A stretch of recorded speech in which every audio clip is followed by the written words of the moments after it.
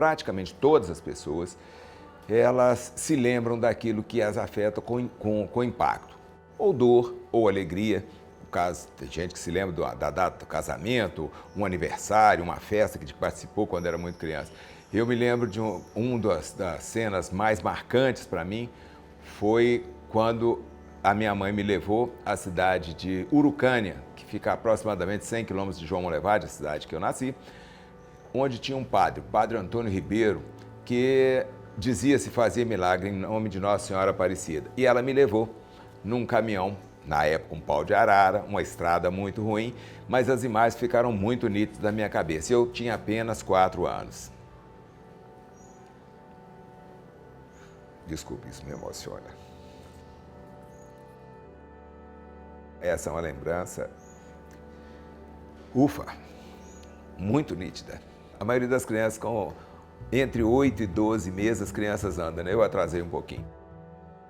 Em 1957, o Brasil inteiro teve uma epidemia forte de poliomielite naquele ano. Eu não fui vacinado em 57, não tinha disponibilidade aqui no Brasil. Apesar de ninguém saber o que era, mas tinha um sintoma grave, que era uma febre muito alta, dor, a incapacidade de movimentar, especialmente no meu caso, os membros inferiores. Então, houve essa preocupação, o que está acontecendo? E levaram para o hospital. A doutora Adéia me atendeu e disse para minha mãe que eu tinha poliomielite. O que faz? Não há o que fazer. Agora é cuidar, só para ter alguma qualidade de vida, e ele inclusive pode vir a óbito. Esperamos que não, mas ele pode vir a óbito, que realmente a poliomielite é uma doença que mata.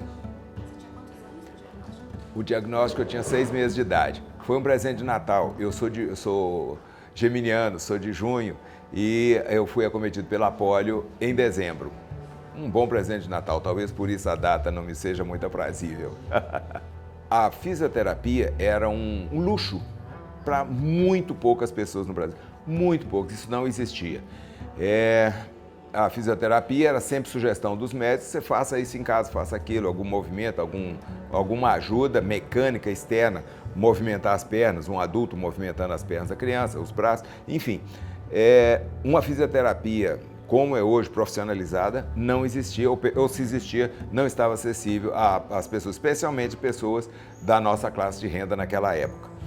E o que se fez foi cuidar, foi dar uma atenção maior e tentar fazer alguma coisa. No fim das contas, a sugestão, e realmente aconteceu, foi utilizar algum suporte mecânico, que foi o que eu usei. O aparelho ortopédico, o tutor longo, eu usei nas 2 pernas, junto com uma cinta pélvica e 2 bengalas. Com o tempo, aos 9 anos, eu parei, o médico entendeu que não justificava usar mais o aparelho na perna direita, mantive a da esquerda, mais a cinta pélvica. Pouco tempo depois, como ela se quebrava muito, normalmente essa quebra produzia machucados, feridas na cintura, na virilha, tirou a cinta pélvica. E eu usei esse aparelho durante mais algum tempo, 2, 3 anos, e parei de usar. E aí eu usava a mão como um apoio, andava segurando o joelho. Até mais ou menos 17 anos, quando eu fui para Belo Horizonte, eu voltei a usar o aparelho por uma questão de conforto e de segurança para mim.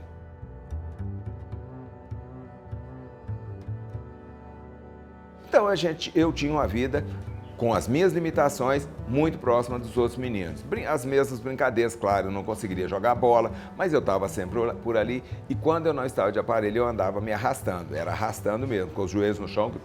Hoje não tanto, mas a pele do meu joelho era bem grossa, era bem um casco mesmo, do joelho e das mãos, que eu usava também no chão. Até os meus 17 anos, eu não sentia muito como é que eu vou dizer assim, o que qualquer coisinha hoje chama-se de bullying, né?